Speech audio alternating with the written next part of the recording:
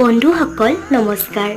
যদিও বা কলেজৰ প্ৰফেচাৰ হ'বলৈ বৰ মন আছিলে, কিন্তু এতিয়া টিউচনৰ মাষ্টৰণী হৈ আছো। একো নাই বাৰু, সকলোবোৰ যদি বিচৰা ধৰণে পাওঁ, জীৱনৰ অৰ্থটো বাৰু কি থাকিব নহয় জানো। ইফালে এয়া ঘৰৰ কণ বিলাহী আৰু ৰঙালাও, মায়ে চয়াবিনৰ লগত ৰঙালাওৰ তৰকাৰী বনাই আছিলে। যদিও বা ৰঙালাওৰ ৰংটো ইমান বেছি ৰঙা নহয়, সোৱাদত কিন্তু কোনো গুণে কম নহয়। আনফালে আইতাই ভাইটিক ছজনা পাৰিবলৈ দিছিলে আৰু ছজনা গছডাল অলপ কাটি দিব দিছিলে।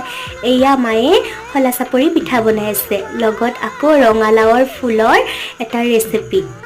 আৰু পিঠা বনোৱা পিঠাগুড়িখিনিতে কণী দুটা ভাঙি দি ফুলকেইপাহ ধুনীয়াকৈ লেটিয়াই তেলত ভাজিছে। কেতিয়াবা সময় আৰু সুবিধা মিলিলে এনেকৈও বনাই খাই চাবচোন। ভিডিঅ'টো শেষলৈ চোৱাৰ বাবে আপোনালোককো থেংক ইউ। আজিলৈ ইমানেই।